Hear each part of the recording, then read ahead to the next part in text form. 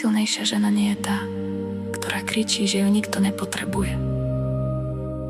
Najsilnejšia žena je tá, ktorá sa naučila žiť aj bez toho, aby ju niekto zachraňoval. Boli časy, keď čakala na správu, na trochu pozornosti, na lásku, ktorá nikdy neprichádzala tak, ako potrebovala.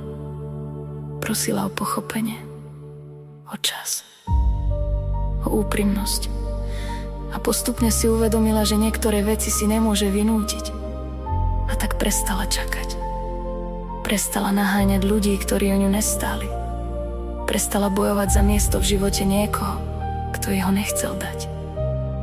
Nie preto, že by prestala veriť na lásku, ale preto, že konečne začala veriť sebe.